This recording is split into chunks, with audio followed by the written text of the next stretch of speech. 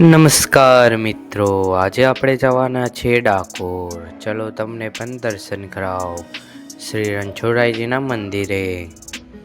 સૌ પ્રથમ તમારે અહીંયાથી એન્ટ્રી ગેટ પરથી એન્ટ્રી લેવાની રહેશે.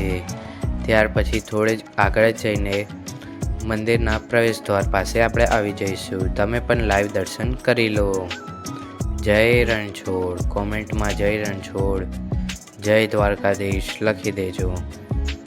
આપણે આ ગેટથી અંદર લાઈવ દર્શન કરવા જવાનું છે. દર્શન કર્યા બાદ તમારે પ્રસાદી લેવા માટે અહીંયાથી ભેટ પ્રસાદ સ્વરૂપે મળતા હોય છે. હજારો ગુજરાતીના ભક્તો દૂર દૂરથી આવતા હોય છે મન્નત માંગવા માટે. ડાકોર એક એવું ધામ છે કે જ્યાં લોકો 50 વર્ષોથી ભગવાનની માનતા રાખી હોય ત્યારે ભગવાન પૂરી જ કરતા હોય છે. આ ભગવાનનું જે વિશ્રામ ગૃહ કહેવાય તે હતું. આજે પછી આપણે પ્રદક્ષિણા કરવા નીકળી જવાના છે. પ્રદક્ષિણા કરતાં જ પછી આપણે જે ભગવાનને ભોગ ધરાવવામાં આવે છે સવાર સાંજ, તે ભોગનો પ્રસાદ માત્ર 10 રૂપિયામાં મળતો હોય છે. આ કેસરવાળું દૂધ જે ભગવાનને ધરાવવામાં આવે છે તે 10 રૂપિયામાં હોય છે. જય રણછોડ. ત્યારબાદ બધો જ પ્રસાદ ચોખ્ખા ઘીનો બનાવવામાં આવતો હોય છે.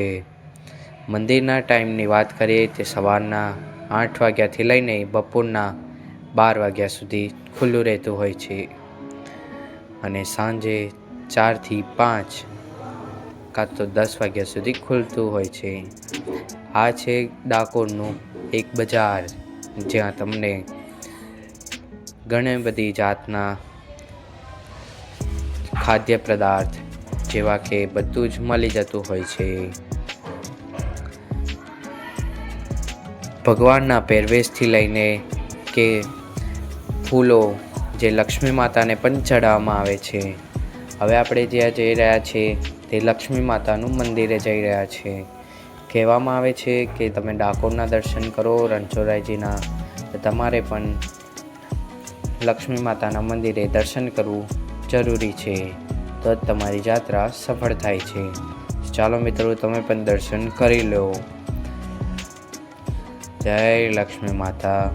આપણા બધા જ સબસ્ક્રાઈબરો અને વ્યુઅર્સને સારી રીતે રાખજો.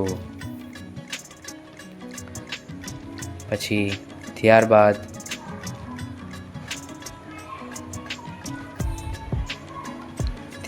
આપણે જવાના છીએ જે શ્રી કૃષ્ણ ભગવાન ગાડામાં બેસીને દ્વારકાથી ડાકોર આવ્યા હતા તે ગાડું અહીંયા નીચે મૂકવામાં આવેલ છે.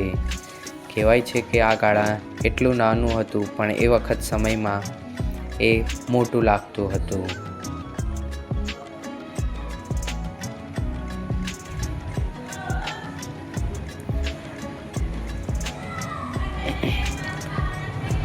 પછી આપણે જઈ રહ્યા છીએ ગોમતી ઘાટ તરફ.